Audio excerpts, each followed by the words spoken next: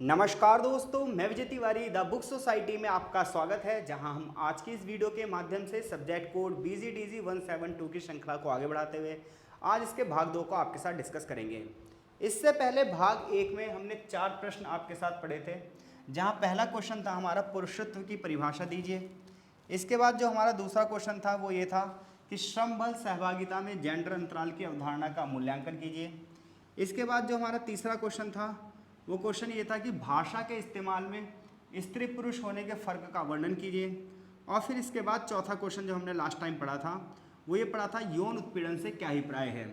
तो अगर आपने पिछली वीडियो अभी तक नहीं देखी है तो उसे ज़रूर देख लेना, ताकि इन चारों क्वेश्चनों को आप अच्छे से समझ सको और इनमें से जो भी क्वेश्चन आपके पेपर में आए वो आप अच्छे से कर सको। अब हम चलते हैं अपने क्वेश्चन नंबर 5वें की ओर। और आज की क्लास का जो हमारा पहला क्वेश्चन है वो ये है कि भारतीय मीडिया में जेंडर की भूमिका की जांच कीजिए। यानी कि जब आप भारतीय मीडिया को देखते हो, चाहे वो इलेक्ट्रॉनिक मीडिया हो और चाहे वो प्रिंटिंग मीडिया हो, तो उसमें जेंडर की भूमिका क्या है। तो इससे पहले इस क्वेश्चन के आंसर को हम समझें, उससे पहले मैं ये समझाना चाहता हूँ आपको कि किसी भी समाज पर जो है मीडिया का बहुत बड़ा प्रभाव होता है। मीडिया में जिस तरीके की खबरें दिखाई जाती हैं, या जिस तरीके की फिल्में दिखाई जाती हैं, जिस तरीके के नाटक दिखाए जाते हैं, या फिर विज्ञापन जिस तरीके के दिखाए जाते हैं, या प्रिंट मीडिया में जिस तरीके की खबरें छापी जाती हैं, या जिस प्रकार के विज्ञापन दर्शाए जाते हैं, उन सब चीज़ों का समाज पर गहरा प्रभाव पड़ता है। ऐसे ही मीडिया को जो है लोकतंत्र का चौथा स्तंभ नहीं कहा जाता। मीडिया लोकतंत्र का चौथा स्तंभ है, और उसका सबसे बड़ा कारण है कि उसके द्वारा दर्शाए गए जो चित्र हैं, उसके द्वारा जो दर्शाए गए दृश्य हैं, उसका समाज पर गहरा प्रभाव पड़ता है। ऐसे में अगर आप ध्यान से विज्ञापन को देखें, ध्यान से अगर आप फिल्मों को देखें, ध्यान से आप नाटकों को देखें, या फिर खबरों को पढ़ें, तो आपको उसमें जेंडर की भूमिका भी स्पष्ट रूप से दिखाई देगी, भले ही आपने उस पर गौर किया हो नहीं किया हो। अगर आप भारतीय मीडिया पर कभी गौर से दृष्टि जमाएं तो आपको पता चलेगा कि भाई यहाँ पर भी जेंडर डिस्क्रिमिनेशन है। जैसे महिलाओं को हमेशा पारंपरिक भूमिका में दिखाया जाता है। कुछ पर्टिकुलर ऐड ऐसे होते हैं जिसमें सिर्फ महिलाओं को ही दिखाया जाता है, जबकि कुछ ऐसे ऐड होते हैं जो सिर्फ पुरुषों को ही दिखाया जाता है। तो ऐसे में कहीं ना कहीं वहाँ पर महिलाओं को जो है वो आकर्षण का एक तरीका माना गया है सिर्फ। तो ऐसे में अगर हम मीडिया की बात करें तो मीडिया को इसमें सुधार करने की आवश्यकता है, ताकि महिला और पुरुष की समाज में बराबरी हो सके और समाज में समानता स्थापित हो सके। अब इस बात को हमें लिखना कैसे है, हम ये बात समझने जा रहे हैं। तो देखो, भारतीय मीडिया में जो जेंडर की भूमिका है इसका समाज पर गहरा प्रभाव दिखता है। और हम सीधे आंसर की ओर पढ़ते हैं यहाँ से। तो जेंडर की भूमिका और मीडिया का प्रभाव कैसा है, तो देखो, भारतीय मीडिया में महिलाओं को अक्सर पारंपरिक भूमिका में प्रस्तुत किया गया है। जैसे महिलाओं को पत्नी के रूप में दिखाया जाता है, माँ के रूप में दिखाया जाएगा, या हाउसवाइफ यानी गृहिणी के रूप में दिखाया जाएगा। आप जितनी विज्ञापन देख लो या टेलीविज़न जो धारावाहिक हैं उन्हें देख लो, महिलाएं ज़्यादातर क्या करेंगी, जो सौंदर्य उत्पाद है, ब्यूटी जो प्रोडक्ट हैं, उनके ऐड में ज़्यादातर महिलाओं को दिखाया जाता है, या फिर घरेलू कार्यों में महिलाओं को दिखाया जाता है, या परिवार की देखभाल के रूप में महिलाओं को दिखाया जाता है। ये महिलाओं की एक पारंपरिक भूमिका है। यानी कि महिलाओं को मॉडर्न भूमिका में नहीं दिखाया जाता, बल्कि जो पुरानी भूमिकाएं हैं महिलाओं की उसी में दिखाया जाता है। यानी कि महिलाओं को कुछ विशेष कार्यों से ही बांध दिया जाता है, जिससे पता चलता है कि जो भारतीय मीडिया है वो जेंडर की भूमिका को कुछ हद तक सीमित रखता है। तो अगर आप फिर से सुन लो कि भारतीय मीडिया में अगर आप महिलाओं को देखोगे तो कैसी भूमिका में दिखाई देंगी, पारंपरिक भूमिका में दिखाई देंगी। फॉर एग्जाम्पल, उन्हें पत्नी के रूप में, माँ के रूप में या गृहिणी के रूप में दिखाया जाएगा। विज्ञापन देखेंगे, टेलीविजन धारावाहिक देखेंगे तो महिलाएं किस प्रकार के, यानी कि सौंदर्य जो उत्पाद हैं, यानी कि ब्यूटी जो प्रोडक्ट हैं, उनका विज्ञापन करती हुई दिखाई देंगी आपको, या घरेलू कार्य करती हुई दिखाई देंगी, परिवार की देखभाल के रूप में करती हुई दिखाई देंगी। अधिकांश घरेलू उत्पादों के विज्ञापन जो है वो महिलाओं के द्वारा ही उपयोगकर्ता के रूप में दिखाए जाते हैं। बहुत सारे ऐड ऐसे आते हैं कि महिला काम कर रही है, करते करते उनके क्या है, कमर में दर्द हो रहा है, तो ऐसे में कोई ABC ट्यूब लगा ली और बिल्कुल सही हो गया। किसी और प्रकार से भी उस ऐड को दिखाया जा सकता था, लेकिन महिलाओं की पारंपरिक भूमिका को ही वहाँ पर रखा गया है। पुरुषों का चित्रण कैसे किया जाता है मीडिया में, ये भी देख लो आप। मीडिया में पुरुषों का चित्रण हमेशा इस प्रकार से किया जाता है कि वो शक्तिशाली है, आत्मनिर्भर है, प्रभुत्व के रूप में किया जाता है। आप कोई भी विज्ञापन देख लो, फिल्में देख लो, पुरुषों को अधिकतर सहायक, यानी कि किसी की सहायता करने वाला, सुरक्षात्मक यानी कि सुरक्षा करने वाला, या समस्याओं का समाधान निकालने वाला दिखाते हैं। आप जितने भी देखोगे बाइक वगैरह के ऐड हैं, कार वगैरह के जो ऐड हैं, यानी कि जो वाहनों के ऐड हैं, उसमें पुरुषों को प्रमुखता से दिखाया जाता है। लेकिन आजकल हालांकि मीडिया में कुछ हद तक बदलाव भी आ रहा है, ऐसी बात नहीं है। पिछले कुछ वर्षों में भारतीय मीडिया में जेंडर के प्रति दृष्टिकोण में परिवर्तन दिखा है। आजकल की जो फिल्में हैं, वेब सीरीज़ हैं या समाचार हैं, इसमें महिलाओं की स्वतंत्रता को दिखाया जा रहा है और लैंगिक समानता को बढ़ावा दिया जा रहा है। बहुत सारी फिल्में बनी है, जैसे एक फिल्म है पिंक और एक है थप्पड़ मूवी। इसमें महिलाओं के अधिकार और उनकी आवाज़ को प्रमुखता दी गई है। इसके अलावा एक मर्दानी मूवी है, उसमें भी महिलाओं को, जो रानी मुखर्जी है शायद उसमें, तो उसमें भी महिलाओं को एक अच्छी भूमिका में दिखाया गया है। इसके अलावा समाज में समलैंगिक और LGBTQ+ जो कम्युनिटी है, अब उनको, उन समुदाय की भी जो है पहचान मीडिया में दिखाई जा रही है और उनके अधिकारों के प्रति भी अवेयरनेस फैलाई जा रही है। लेकिन फिर भी कुछ चुनौतियां हैं। चुनौतियां यह है कि हमारा जो समाज है वो रूढ़िवादी है। हमारे समाज में पूर्व अवधारणाएं ज़्यादा चलती हैं।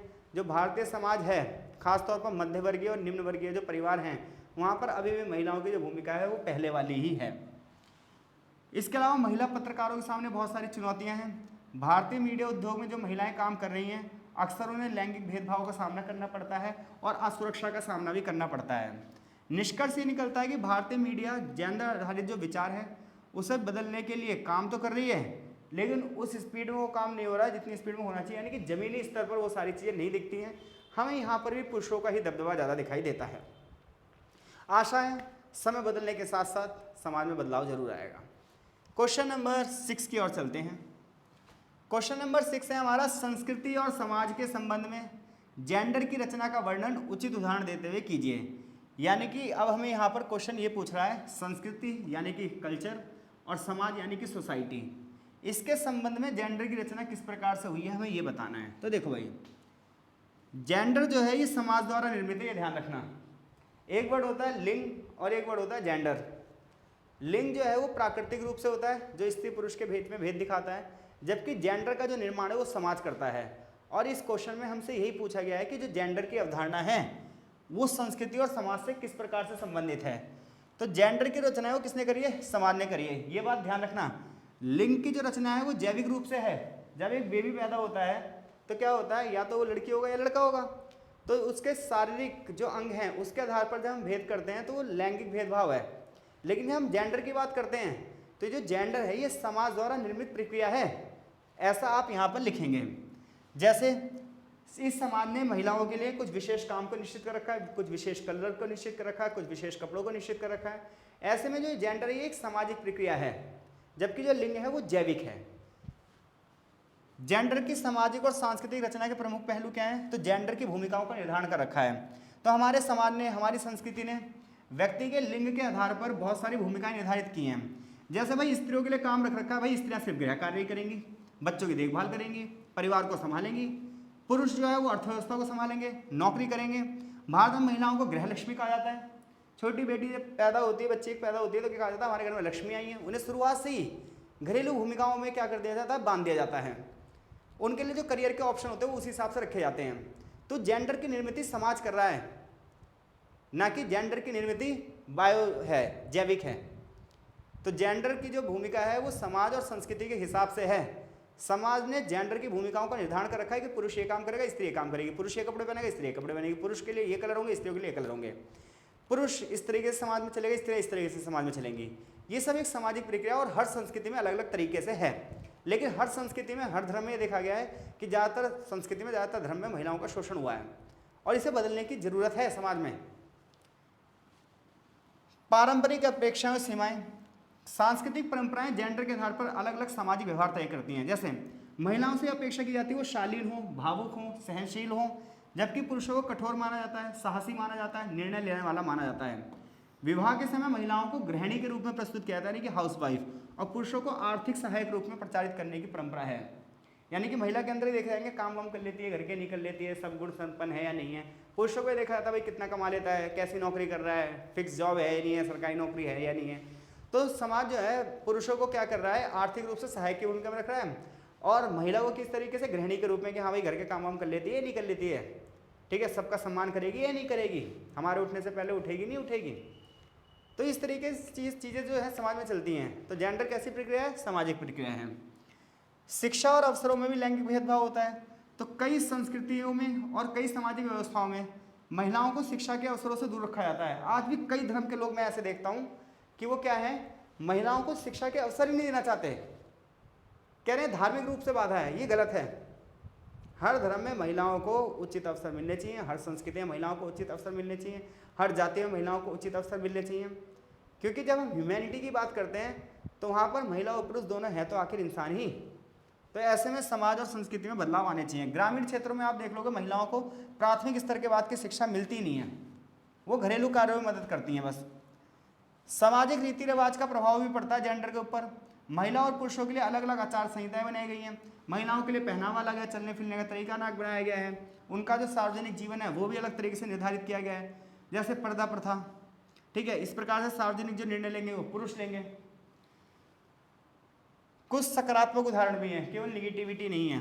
आज जो मॉडर्न एजुकेशन है उसमें महिलाओं को उनके अधिकारों के प्रति जागरूक किया जा रहा है। वुमेन एम्पावरमेंट प्रोग्राम चलाए जा रहे हैं। सरकार द्वारा बेटी बचाओ बेटी पढ़ाओ प्रोग्राम चलाया जा रहा है। महिलाओं के लिए बहुत सारी आर्थिक सहायता वाली योजनाएं चलाई जा रही हैं। फिल्मों और साहित्यों में भी बदलाव आया है। अब महिलाओं की जो भूमिका है वो आधुनिक भूमिका दिखाई जा रही है। निष्कर्ष ये निकलता है कुल मिलाकर कि जेंडर की जो भूमिका है उसमें समाज की और संस्कृति का एक बहुत बड़ा रोल है। समाज के ऊपर डिपेंड करता है कि वो जेंडर में से आधारित भेदभाव को किस प्रकार से कम कर पाएगा और किस प्रकार से जेंडर इक्वेलिटी को बढ़ावा मिलेगा। ये समाज और संस्कृति पर डिपेंड करता है। समाज और संस्कृति जितनी पिछड़ी हुई होगी भेदभाव उतना ज़्यादा होगा, और समाज और संस्कृति जितनी मॉडर्न होगी, जितनी पढ़ी लिखी होगी, जितनी आधुनिक होगी, हम ही कहेंगे उतना कम भेदभाव होगा। आशा है ये सभी क्वेश्चनों के आंसर आप आसानी से कर देंगे। क्वेश्चन नंबर 7 है कि लिंग एवं जेंडर की श्रेणियों की चर्चा कीजिए और वास्तविक जीवन अनुभव से 2 उदाहरण दीजिए। कई बार पेपर में क्वेश्चन आया हुआ है कि लिंग और जेंडर की श्रेणी बताओ, लिंग और जेंडर की क्या बताओ, श्रेणी बताओ। तो देखो, पहली बात तो यह है कि लिंग और जेंडर दोनों अलग अलग अवधारणाएं हैं। कई बार लोग ये सोचते हैं कि लिंग और जेंडर बात एक ही है, लेकिन नहीं, ध्यान रखना, लिंग अलग है और जेंडर अलग है। जैसे जो लिंग है वो जैविक आधार पर निर्धारित होता है, जैसे पुरुष और महिला। जन्म के समय शरीर की संरचना, हार्मोन और प्रजनन अंगों के आधार पर तय किया जाता है कि लिंग जो है स्त्री है या पुरुष है। जबकि जेंडर की, अभी मैंने बताया पिछले क्वेश्चन में आपको, जेंडर समाज द्वारा निर्मित किया जाता है। यानी कि जो लिंग है वो जैविक रूप से निर्मित है। महिला और पुरुष के शरीर में जो अंतर है उसके आधार पर जो अंतर है वो लैंगिक अंतर होता है, जबकि समाज द्वारा जो निर्मित किया जाता है वो जेंडर वाला अंतर होता है। तो जेंडर जो है वो सामाजिक निर्मित है और जबकि जो लिंग है वो जैविक निर्मित है। अब लिंग और जेंडर की प्रमुख श्रेणियां क्या है, तो आप सभी को पता है। पहली श्रेणी है मेल यानी कि पुरुष, ठीक है, जिसमें व्यक्ति के शरीर की संरचना पुरुषों जैसी होगी। दूसरी है फीमेल, आपको पता ही है। तीसरी है ट्रांसजेंडर्स। इसके अलावा नॉन बाइनरी। नॉन बाइनरी ऐसे व्यक्ति होते हैं जो स्वयं को केवल पुरुष या महिला की श्रेणी में नहीं रखते हैं, वो अपने दोनों गुणों को अपना सकते हैं और किसी अलग श्रेणी में भी पहचान रख सकते हैं। वास्तविक जीवन के उदाहरण ये हैं कि आज के समय में अनेक महिलाएं सेना, पुलिस, विज्ञान और खेल जैसे क्षेत्रों में सफलता प्राप्त कर रही हैं, जबकि पहले ये क्षेत्र जो थे वो पुरुषों के लिए उपयुक्त माने जाते थे। यानी कि जो सेना है, पुलिस है, साइंस एंड टेक्नोलॉजी का एरिया है, स्पोर्ट्स का एरिया है, ये माना जाता था इसमें सिर्फ पुरुष ही आ सकते हैं। लेकिन अब जेंडर की भूमिका में बदलाव आ रहा है। अब इन क्षेत्रों में महिलाएं भी अच्छा प्रदर्शन कर रही हैं। आप देख लो IPL अब वुमेन वाले भी हो रहे हैं, ठीक है। वुमेन्स जो है क्रिकेट खेल रही हैं, वर्ल्ड कप भी जिता रही हैं, ठीक है। तो पहला तो उदाहरण यह है हमारे जीवन में। दूसरा यह है कि घरेलू कार्यों में परिवर्तन हो रहा है। पहले खाना बनाना और बच्चों की देखभाल केवल महिलाओं का कार्य माना जाता था, लेकिन आज आप देख रहे हो कई पुरुष भी घर के कामों में बराबरी से भाग ले रहे हैं। और महानगरों में, दिल्ली, मुंबई, चेन्नई, कलकत्ता, इसमें महानगरों में आप देख सकते हो कि पुरुष महिलाओं के अधिकारों के लिए लड़ रहा है, पुरुष महिला अधिकारों को सम्मान दे रहा है। अगला क्वेश्चन है, बहुत इंपॉर्टेंट क्वेश्चन है भाई, ये मोस्ट रिपीटेड क्वेश्चन में से एक है। यहाँ इस पीडीएफ में टोटल 10 क्वेश्चन है और 10 के 10 क्वेश्चन ऐसे हैं हमारे जो कई बार पेपरों में आए हुए हैं। अगर आप इन क्वेश्चनों को पढ़ लो अच्छे से और अगर ये पेपर में ना भी आए तो भी इनसे रिलेटेड ही क्वेश्चन आएगा, आपको इनसे रिलेटेड ही आंसर लिखना होगा। तो इसलिए आप 10 से 12 क्वेश्चन बहुत अच्छे से कर लो, क्योंकि पूरी जो बुक है ये जेंडर से रिलेटेड ही है।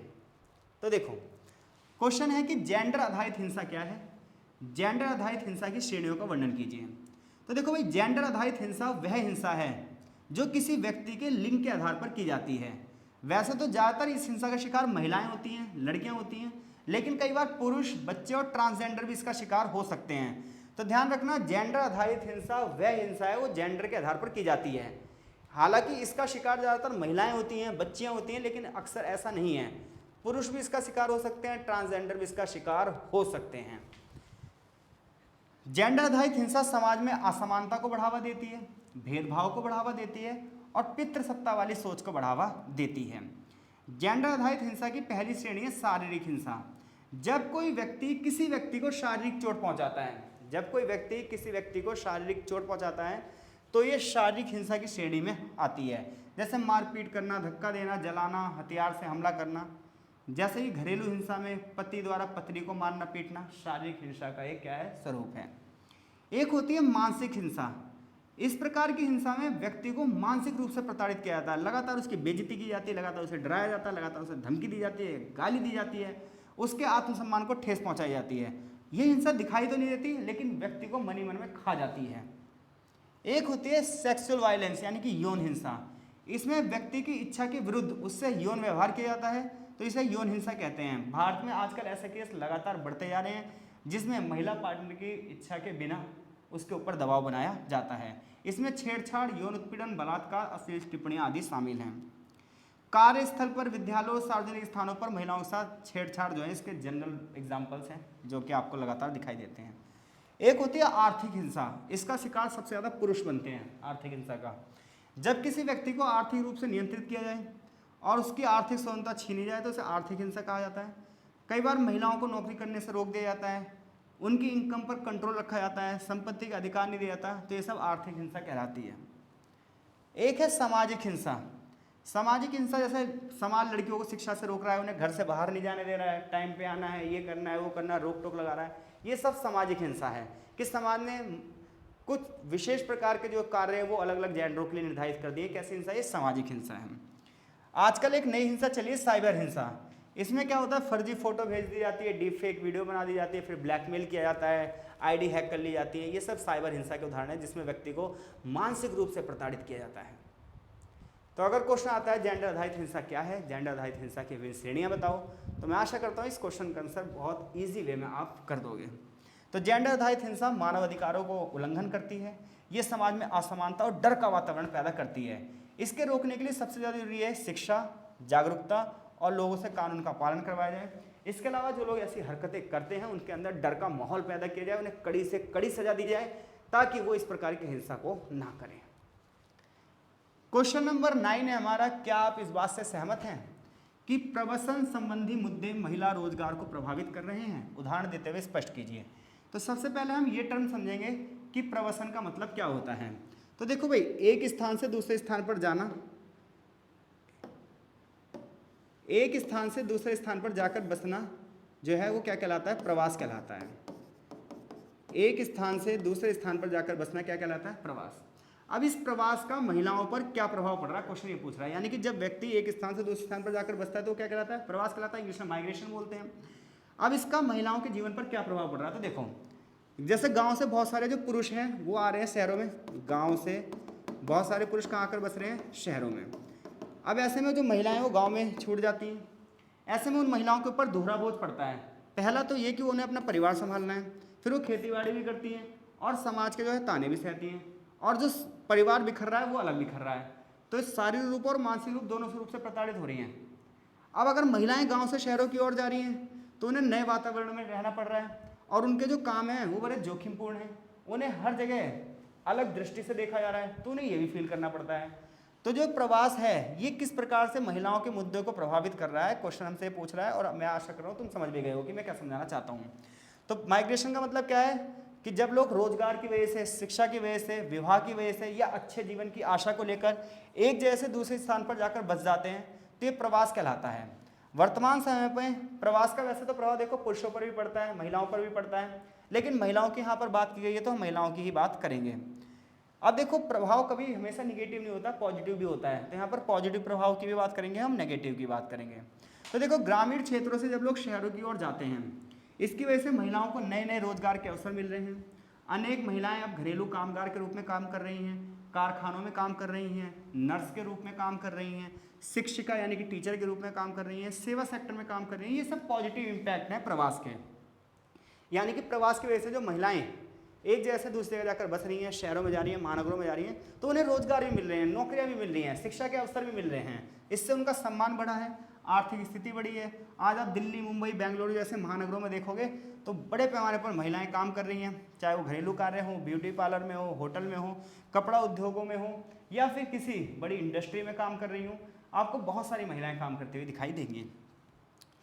निगेटिव समस्या यह है कि ज़्यादातर महिलाएं जो है उन्हें कम वेतन मिलता है, असुरक्षित कार्यस्थल यानी कि कार्यस्थल पर उनके साथ हिंसा हो जाती है, कई बार लंबे कार्य के घंटे हैं, उनका शोषण किया जाता है, सुरक्षा नहीं मिल पाती है, कई बार उनको स्किल्स नहीं होती है तो निम्न स्तर के काम करने पड़ते हैं। तो ऐसे में महिलाओं के साथ ये समस्या भी होती है प्रवास के दौरान। ठीक है भाई, तो एक तरफ रोजगार भी मिल रहा है तो एक तरफ असुरक्षा भी है, तो पॉजिटिव इम्पैक्ट भी है और नेगेटिव इम्पैक्ट भी है। उदाहरण देखें अगर हम, ग्रामीण महिलाएं शहरों में रोजगार आती हैं, रोजगार के लिए आती हैं। उत्तर प्रदेश और बिहार जैसे कई राज्यों की महिलाएं अपने परिवार के साथ महानगरों में आती हैं। यहाँ ये वो घरेलू कार्य करती हैं, निर्माण कार्य में मजदूर के रूप में भी काम कर रही हैं। इससे उन्हें इनकम तो मिलती है लेकिन असुरक्षा होती है और कम वेतन मिलता है।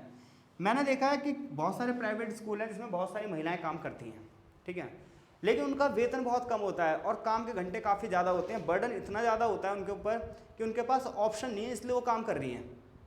ये मैं अपने आप मतलब पर्सनल एग्जांपल दे रहा हूँ जो मैंने खुद देखा है कि महिलाओं को सबसे ज़्यादा जो है वो इसलिए रखा गया है स्कूलों में, क्योंकि उन्हें सैलरी कम दी जाती है, जबकि पुरुषों को सैलरी ज़्यादा देनी पड़ती है, इसलिए पुरुषों को रखते नहीं प्राइवेट स्कूल वाले।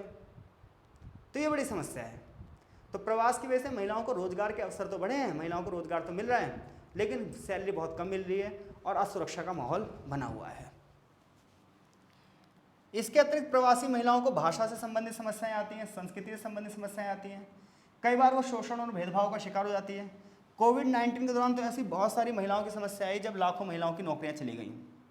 तो निष्कर्ष यह है कि प्रवासन महिला रोजगार को प्रभावित करता है। एक और तो ये महिलाओं को रोजगार देता है, आत्मनिर्भरता के अवसर देता है, तो वहीं दूसरी ओर असुरक्षा को बढ़ावा देता है, शोषण को बढ़ावा देता है और असमानता को बढ़ावा देता है। ऐसे में ज़रूरत यह आन पड़ी है कि समाज में प्रत्येक व्यक्ति को दूसरे व्यक्ति से जो व्यवहार करना चाहिए वो मानवता के रूप में करना चाहिए।